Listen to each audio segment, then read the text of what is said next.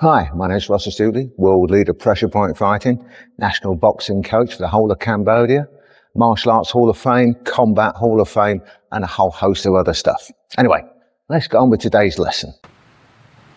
Hello there. Now, here we go.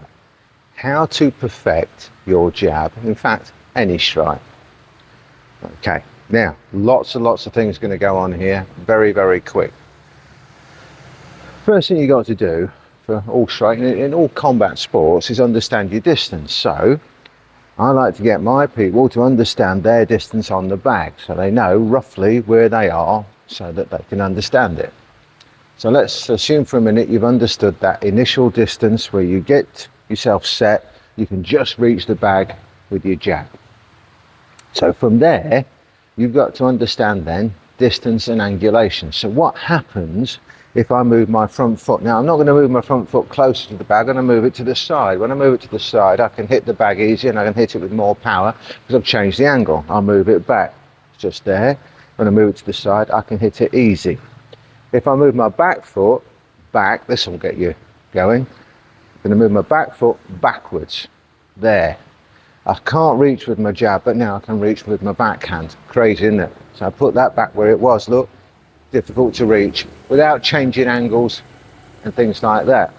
When I move my front foot across the side and I rotate around the centre and I bring my shoulder forward more, I can now hit with my backhand.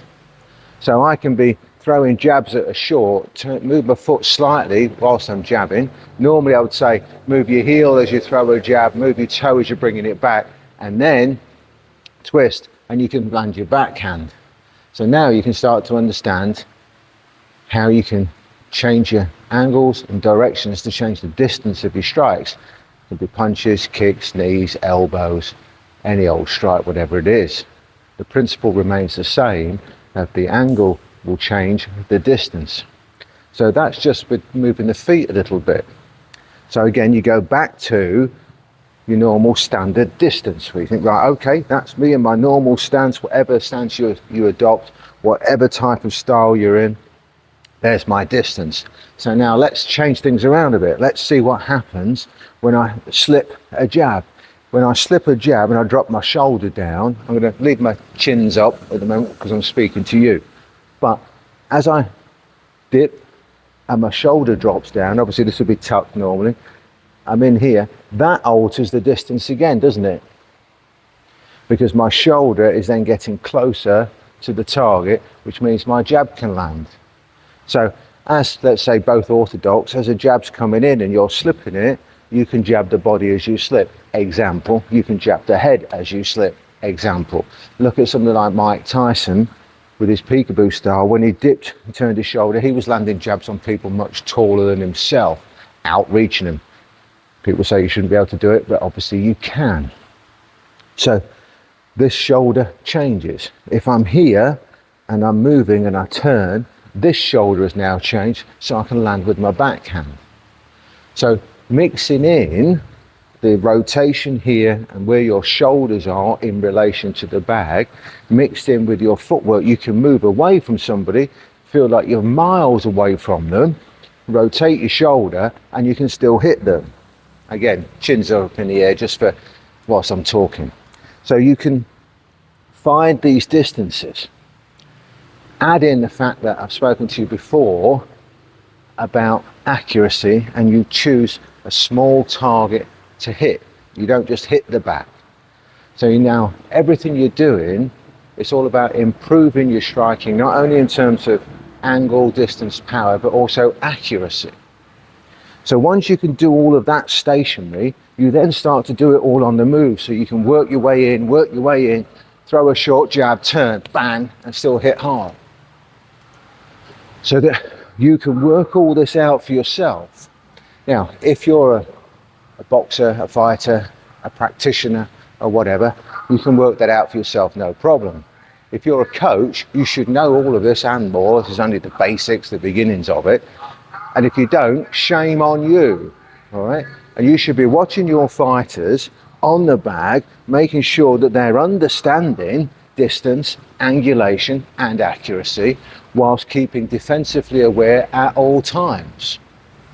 Because This movement of the shoulders, assuming that you're tucked properly, I'm just talking so my chins are all up and shoulders are down, but this movement of the shoulders, along with the movement of the feet and the transfer of weight, whether that be front, back, side, around, overly, whatever it is, because that weight transfer as well also changes distance with leans, ducks, turns, all of these things mixed together, all of these different planes of movement, up, down, left, right, front, back and twisting, they can be used together. You've got up, down, haven't you?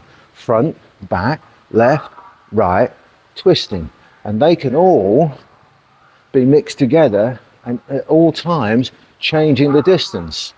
So you could be close in as far as somebody's thinking because your weight is more on the front, and just by leaning the weight back a little bit, you're a long way away from your opponent, but you're not really. So you look at somebody like Floyd Mayweather, he was absolutely brilliant at making people think he was out of distance when he wasn't. He could even jab him to the body. So by elongating your stance and putting the weight forward, I can appear to be quite close to the target. But when I'm back here, I'm a long way away. So the opponent might think that I'm actually here, whereas I can be right back here.